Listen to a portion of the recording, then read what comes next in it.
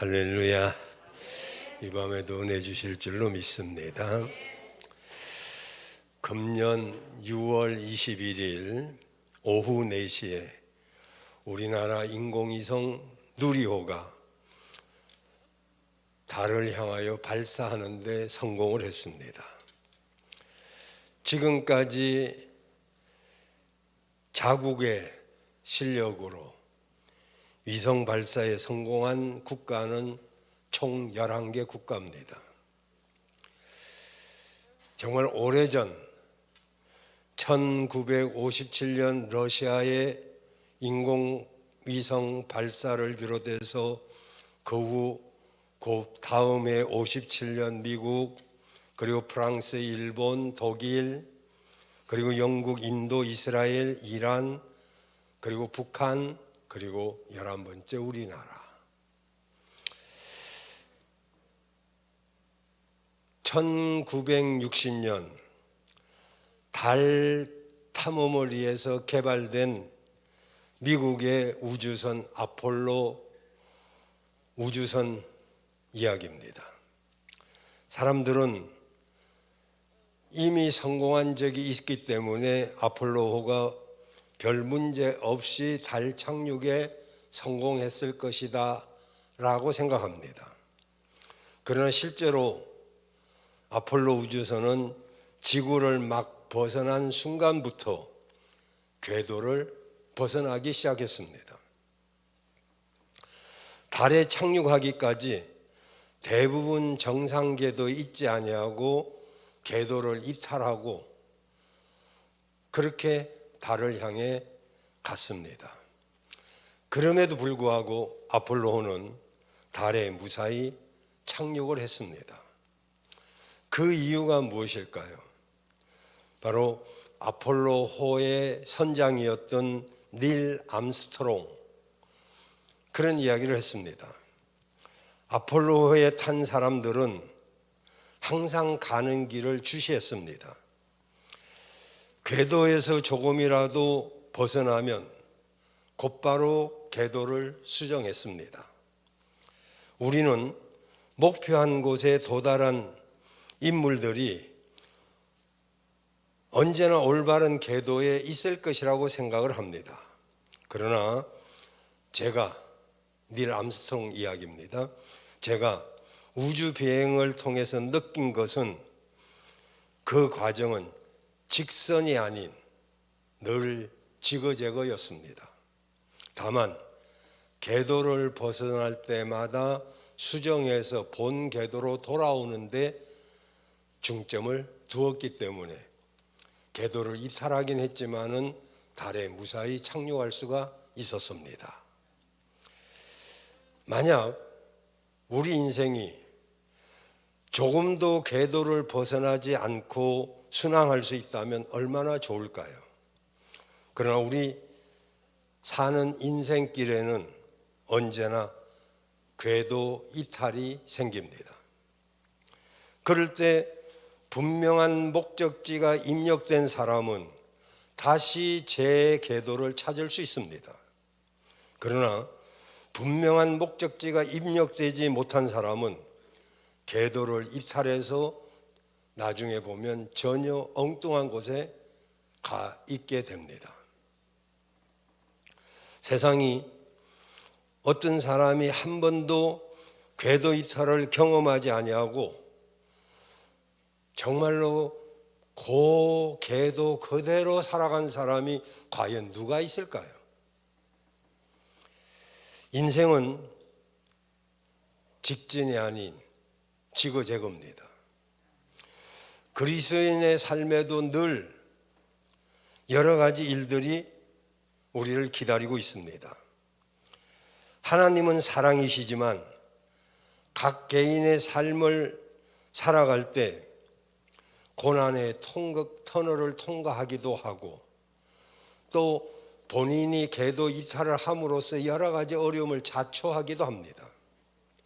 그래도 목적지가 분명한 사람은 언제나 궤도 이탈을 깨닫고는 다시 그 궤도를 수정해서 그 목적지를 갈 수가 있겠습니다마는 그렇지 못하고 궤도 이탈된 상태로 간다면 그는 목적지가 아닌 엉뚱한 데 가 있을 것입니다.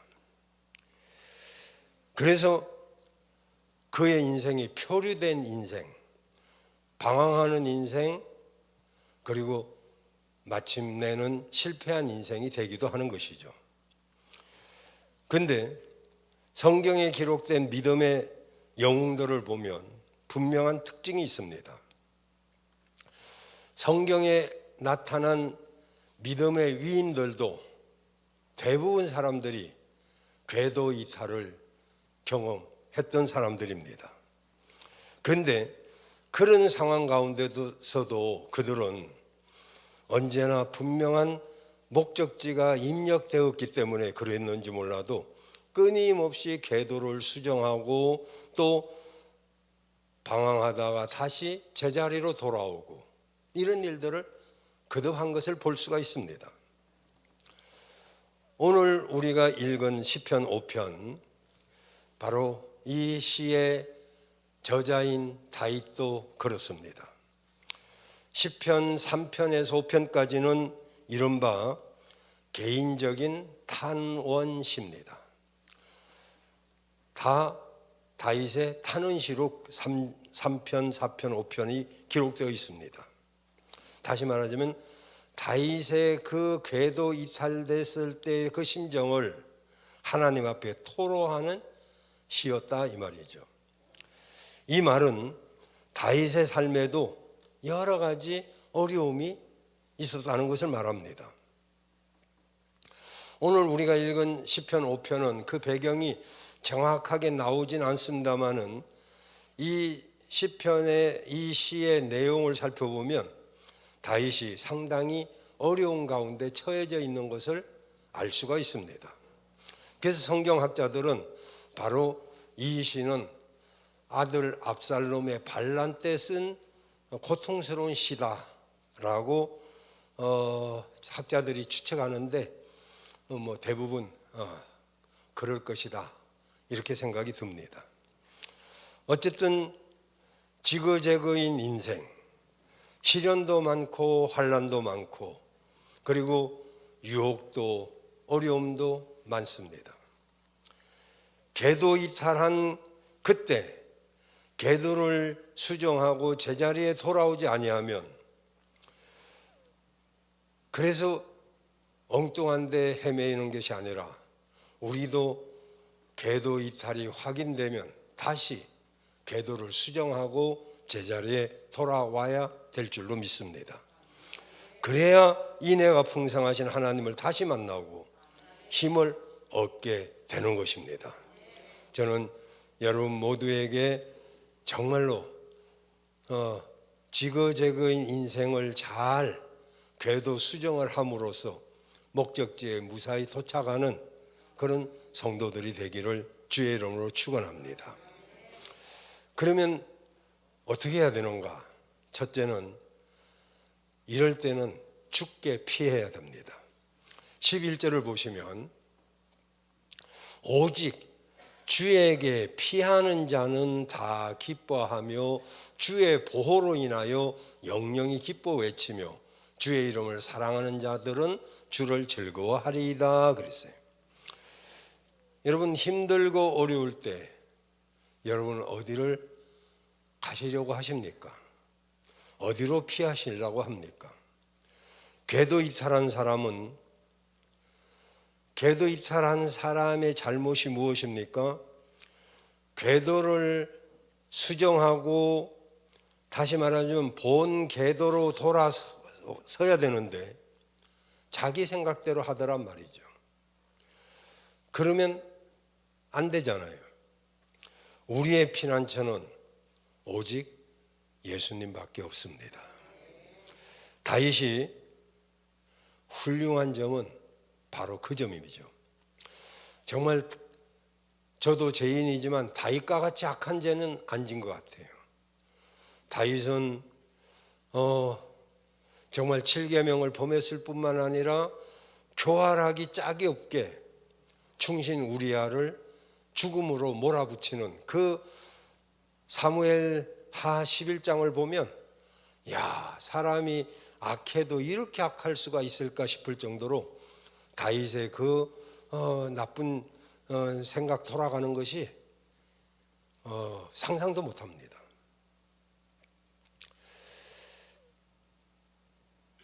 정말 그런데도 다윗이 하나님 마음에 합한 사람이 된 이유는 바로 그는 어떤 어려움이 있든지 어떤 문제가 있든지 하나님께 피했더라 이 말입니다.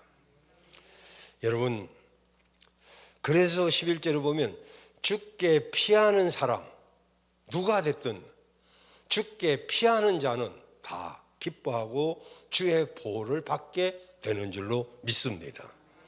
그렇습니다. 여러분, 하나님 앞에 나아가는 사람은 의인이라서 나가는 게 아닙니다. 정말 떳떳해서 잘못이 하나도 없어서 하나님께 나가는 것이 아니라 하나님의 풍성하신 인애가 있기 때문에 바로 하나님 품 안으로 들어가는 것이죠.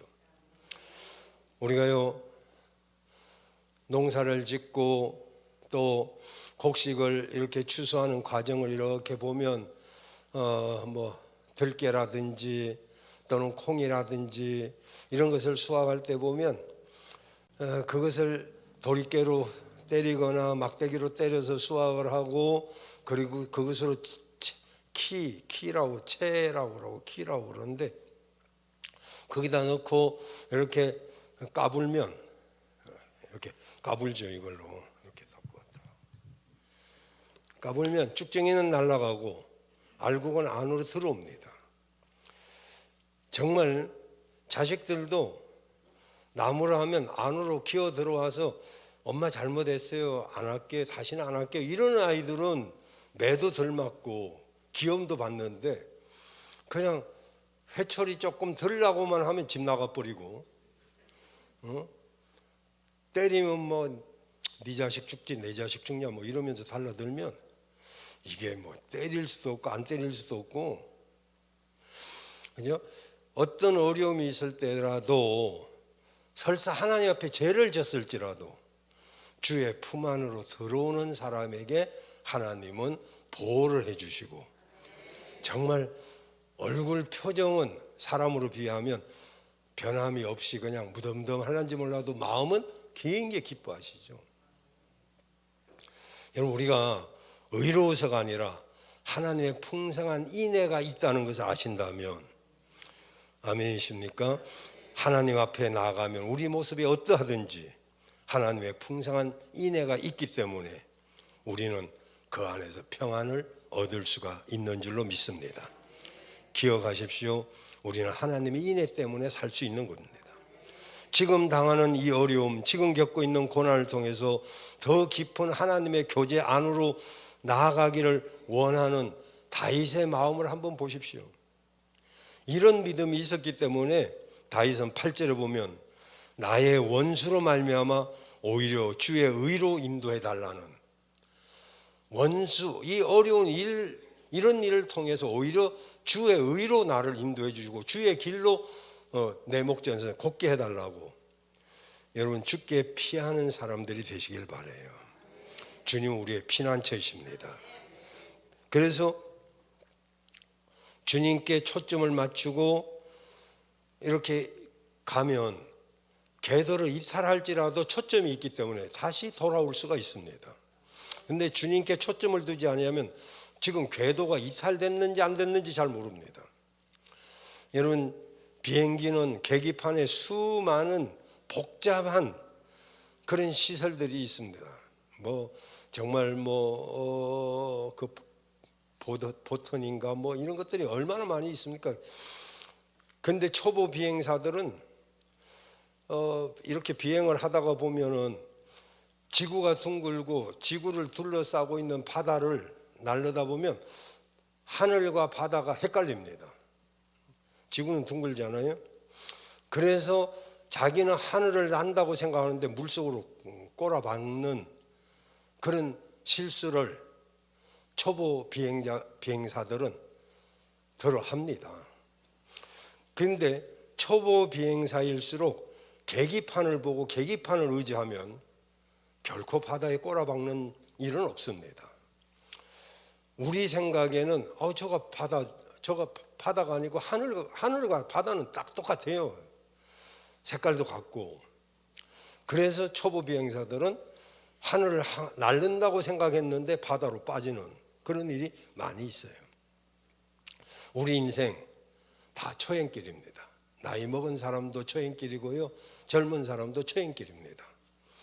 그 초행길에 내 감각, 내 생각을 의지하지 말고 주님이 주신 계기판을 바라보고 계기판이 하라고 하는 대로 하면 무사히 잘 나를 수가 있습니다. 그래서 다윗은 이런 믿음이 있었기 때문에 주님께 초점을 뒀기 때문에 간혹 궤도로 이탈하긴 했지만 그러나 언제든지 하나님께 돌아올 수가 있었던 것입니다. 우리도 하나님 앞에 초점을 맞추고 언제나 어떤 일이 있든지 하나님 안으로 하나님께 피하는 그런 여러분 되시길 바랍니다. 두 번째로 우리 궤도를 잘 수정하려면 아침에 주를 바라는 신앙이 있어야 됩니다. 3절에 보면 여호와여 아침에 주께서 나의 소리를 들으시리니 아침에 내가 주께 기도하고 바라리이다. 다윗은 왜 주님이 아침에 나의 소리를 들으실 거라고 말하고 있습니까? 여러분 생각해 보세요. 하나님 저녁에는 안 들으십니까? 낮에는 안 들으시나요? 하나님은 언제 어디서든지 당신의 사랑하는 자녀들의 간구를 다 들으십니다. 또 아십니다. 굳이 아침이 아니더라도 하나님은 그의 자녀들의 간구하심을 놓치지 않습니다. 그렇다면 다윗이 말하는 이 아침은 어떻게 해석을 해야 될까요? 물론 이것은 물리적인 시간을 말하기도 하겠지만은 그러나 물리적인 시간을 떠나서 말씀의 중심적 의미를 살펴보면 바로 다윗에게 이 아침은 바로 우선 또는 먼저라는 의미가 더 크게 있습니다. 다시 말하면 자신이 어떤 구체적인 상황에 놓이기 전에 또 이런 어떤 구체적인 상황에 놓이다 보면 그것에 마음이 빼앗겨서 하나님을 제대로 볼 수가 없습니다. 그러니 모든 것에 앞서 들으시는 하나님께 조용히 기도하고 맡긴다는 것이 아침에 주께서 들으시리니 아침에 기도하고 바라나이다 라고 말하는 것입니다. 그럼 우리는 어떻습니까? 우리는 어떤 일을 할 때 자기가 할 수 있는 일은 일단 자기가 해봅니다. 잠언서 3장 4절 5절 6절에 자기 명철을 의지하지 말고 주를 범사에 인정하라고 했는데 우리는 일단 내 명철부터 의지를 합니다. 그래서 내 명철을 의지해 놓고 안 되면 그 다음에 하나님을 의뢰하기도 합니다. 그래서 그렇게 될 줄로 생각하고 그렇게 행동하고 그래서 그렇게 열심히 합니다. 그러다가 생각대로 되지 않고 이 길 저 길 다 안 되고 막히면 답답해서 그제서야 하나님을 찾기도 합니다. 물론 이때라도 찾으면 참 다행이지만 이때도 안 찾는 사람도 있습니다. 이렇게 이제 우리가 믿음이 있노라 하면서 정말 하나님께 믿고 맡기는 것보다는 나 하고 싶은 대로 그리고 할 수 있는 대로 다 해보다가 안 되면 기도를 합니다. 아까도 말씀드렸지만 그래도 기도라도 하면 또 다행인데 안 하던 기도가 또 하려고 한다고 나오냐 이 말이죠. 그러기 위해서 우리가 무엇이든지 먼저 할 것, 아침에 하는 것은 물리적인 아침 시간을 말하는 것이 아니고 무엇보다도 먼저 해야 할 일을 말합니다. 자, 그러기 위해서는 우리가 먼저 주일 예배를 거룩하게 지켜야 됩니다. 주일 예배가 갖는 의미는 어떤 일보다도 그 무엇보다도 하나님을 먼저 만나는 것이 중요하기 때문에 그렇습니다. 여러분 일주일의 시작은 월요일이 아니고 주일입니다. 달력을 보면 주일은 빨간색으로 되어 있습니다. 차를 운전하고 가도 빨간불은 서야 되죠. 우리가 인생을 살면서 주일은 하나님 앞에 쉬는 날이에요. 물론 육체가 더 고단한 분들도 있어요. 오늘도 주일학교 선생님들 얼마나 고단하게 열심히 준비해 가지고 얼마나 수익을 올렸는지는 몰라도 일찍 또 떨어졌더라고요. 어쨌든 고생들 많이 하셨고 수고들 했습니다마는, 이렇게 주일날은 오히려 더 힘들죠. 사실은 성가대원들, 주교사 선생님들, 또 뭐 여러분님들 편하겠어요. 여러 가지 교회 돌보고 재정부도 늦게까지 일하고 다들 열심히들 이렇게 애쓰시는 분들 많죠. 찬양단도 그렇고. 그러지만은 주일은 시작하는 날입니다. 먼저 그의 나라와 그의 의를 구할 때 이 모든 것을 더해 주시는데, 우리는 자꾸 더해 주시는 것에 목적을 삼으니까 그것 쫓아다니다가 제대로 얻지도 못하고 그렇죠. 두 번째는 우리는 새벽 기도도 귀중하게 여겨야 됩니다. 주일이 일주일의 시작이라면 새벽은 하루의 시작입니다. 하루의 삶을 살기 전에 먼저 기도함으로 하나님께 그날을 맡기는 것이 새벽 기도입니다. 새벽 기도를 하게 되면 그날 하루 살아갈 수 있는 영적인 힘과 지혜를 얻을 수가 있어요. 또한 무엇보다도 새벽에 기도함으로, 기도의 응답으로 낮 동안 하나님이 함께 하심을 체험할 수 있어요. 기도하니까 확실히 다르구나, 이것을 느낄 수가 있습니다. 하루의 시작이 바로 기도로 해야 된다는 것은 정말 말씀드리는데, 새벽에 매일 필요는 없지만, 안 나오는 사람한테 좀 자유를 줘야 되니까, 새벽 기도에 매일 필요는 없지만 할 수 있으면 해야 되는 것이 새벽 기도입니다. 별로 만족이 안 되나 봐요. 아예 안 나와도 된다 이래야 만족하려나. 근데요, 하루의 시작이잖아요. 만약에 피곤하고 힘들고 부득불 바빠서 못 나와도 있는 자리에서 제일 먼저 해야 될 것이 새벽 기도라 이 말입니다. 일어나자마자 눈곱이 다 안 떨어졌다 하더라도 정말 세수하고 정돈하고 기도하면 더 좋지만, 하나님께는 눈곱 조금 있다고 해서 하나님이 야 꼴 보기 싫다 화장하고 와라 이러지 않으실 테니까, 그저 그냥 일어나자마자 하나님 앞에, 하나님 이 하루 승리하게 해주세요. 이 하루 정말 하나님과 동행하게 해주시고 형통하게 해주세요. 이렇게 기도하는데 10분이 걸립니까? 30분이 걸립니까? 2분 3분도 안 걸려요. 그런데도 우리는 그렇게 하지 않습니다. 여러분, 먼저 무엇을 하느냐, 이게 아침이라고 그랬어요. 새벽 시간은요, 정신적으로 제일 집중력이 좋은 시간입니다. 이런 말이 있죠. 밤에 어떤 문제를 풀다가 잠을 자면 자는 가운데도 내가 활동해서 정리를 해준다는 그런 말이 있어요. 저도 어떤 때는 늦게까지 말씀을 보다가 막히면 자고 일어나서 새벽에 생각하면 그 말씀이 쉽게 풀리는 그런 경험을 여러 번 합니다. 그래서 밤에 잘 때 아무리 복잡한 문제가 있어도 새벽이 되면 그 생각을 한 곳으로 집중할 수가 있어요. 그래서 모든 시대마다 하나님의 사람들은 제일 먼저 아침에 기도부터 하고 그 하루를 시작했습니다.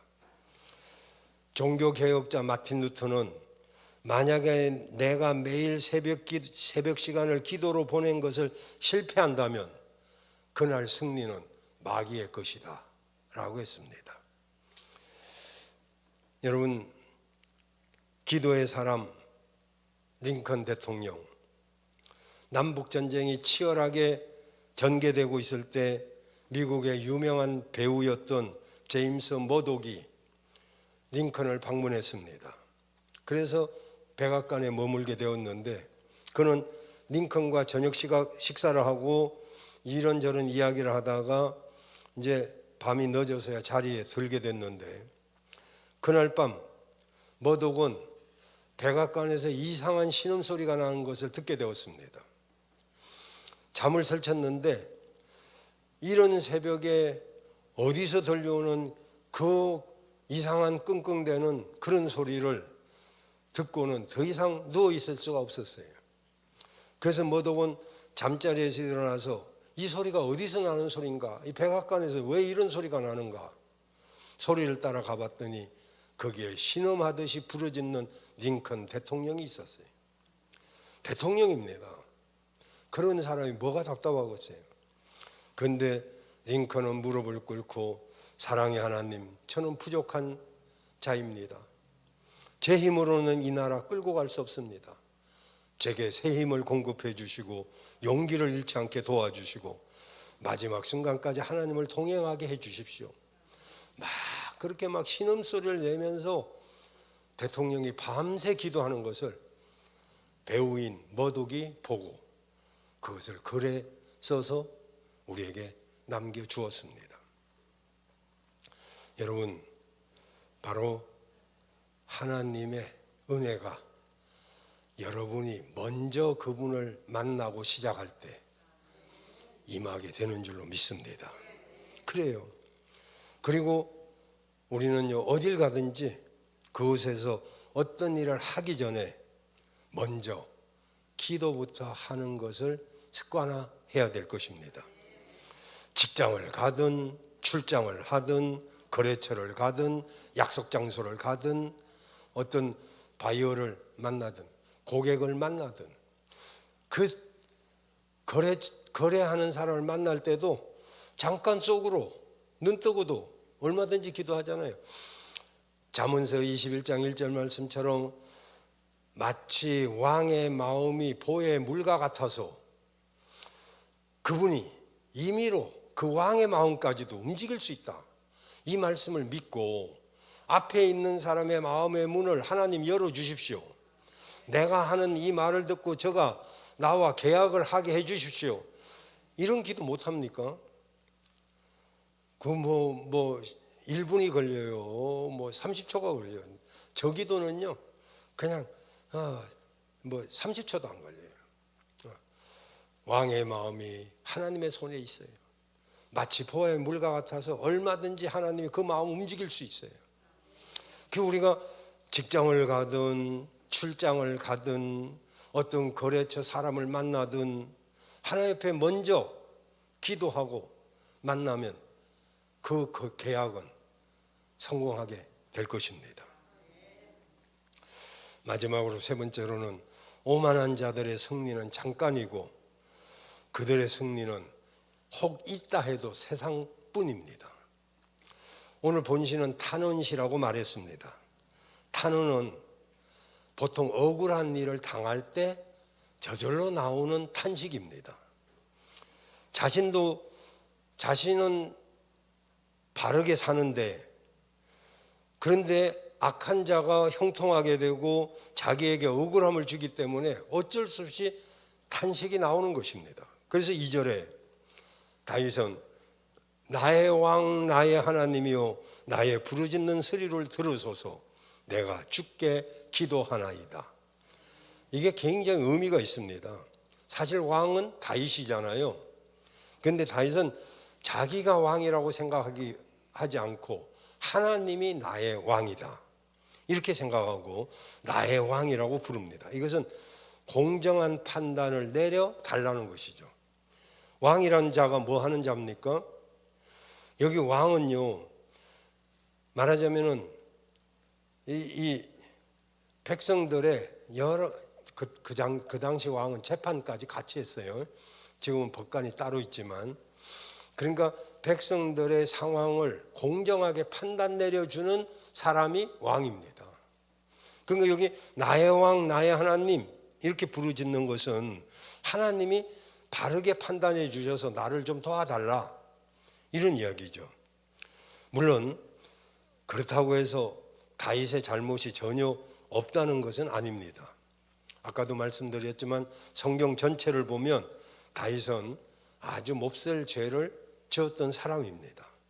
하지만 이것은 넓은 의미로 볼 때 그렇지만은 앞에 놓여진 일만 보면 다윗은 압살롬에게 잘못한 일이 없습니다. 시므이에게도 잘못한 일이 없고 아비새한테도 잘못한 일이 없습니다.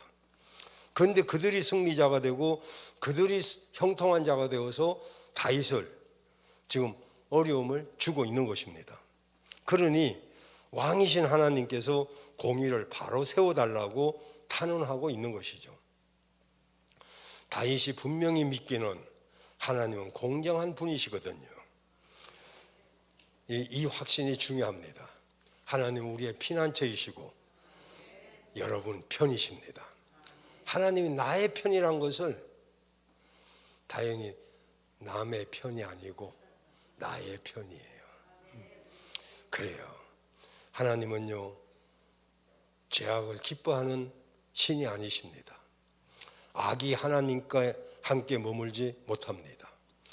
이 확신은 궤도를 이탈할 때 바른 궤도를 찾는데 굉장히 중요한 도움이 되는 것입니다.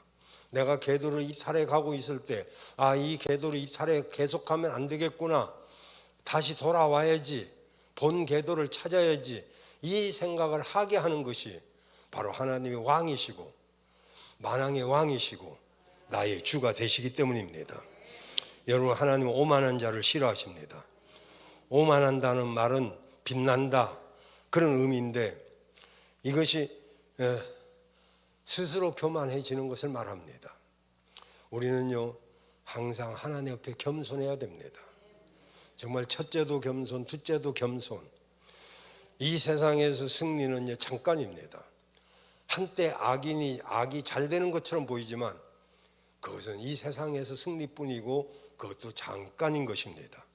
우리는 예수 안에서 승리해야 되고 예수 안에서 축복받아야 되고 그래야 궤도를 이탈하지 않을 수 있어요. 내가 가는 길이 올바른 길이라면 우리는 언제나 그 궤도를 향하여 가야 됩니다. 제가 초등학교, 국민학교 4학년 때 이야기도 했지 않습니까? 그 이야기는 늘 해서 여러분도 귀에 듣기 싫을 정도로 들으셨겠지만 제가 국민학교 4학년 때 제일 먼저 학교를 간 날이 있었어요. 눈이 잔뜩 왔는데 아무 발자국도 없었어요. 내가 여기서 저 교무실까지 빤듯하게 걸어가리라. 왜냐하면 나는 어릴 때 인동 철도를 걸어다니면서 한 번도 철도에서 떨어지거나 이런 적 없도록 얼마나 오랫동안 철로 위를 걷는가 그런 것을 연습했기 때문에 내 걸음은 빤듯하고 잘 갈 수 있으리라고 생각했기 때문에 아무도 안 온 눈 온 운동장에 내 발자국을 남기고 싶었어요. 그래서 교무실까지 정말로 빤듯하게 철로 위를 걷는 그런 마음으로. 우리는 옛날에 놀 게 없어가지고 맨날 기차 오면 거기다가 못 얹어놔가지고 못이 납작하게 되면 그 칼만 들어갖고 벽에다 던지고 이런 거 그냥 구슬도 없었어요. 그냥 자치기 아니면 비석 돌로 비석치기 이런 걸 하고 놀았는데 그런데 교무실 앞에 가서 운동장 쪽 교문 쪽을 바라보니까 내 걸음이 얼마나 갈지자인지 이렇게 왔더라고요. 내 생각에는 진짜 나는 빤듯하게 걷는 사람인 줄 알았어요. 지금도 그렇게 생각할 수도 있고요. 그런데 실제는 아니에요. 그건 내 생각이죠. 우리가요 나는 바르다고, 나는 잘한다고, 나는 괜찮다고 생각하지만 실제로는 자로 재봐야 합니다. 이 세상의 승리는요 잠깐입니다. 예수 밖에서의 축복은요, 예수 밖에서의 형통은요 잠깐입니다.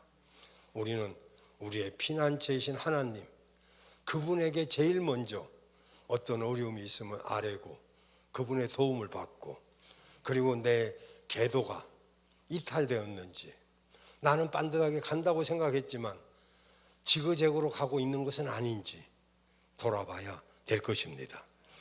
여러분, 우리는 어쩌면 이 세상에서 강자가 아닙니다. 형통한 길을 걷는 것도 쉽지는 않습니다.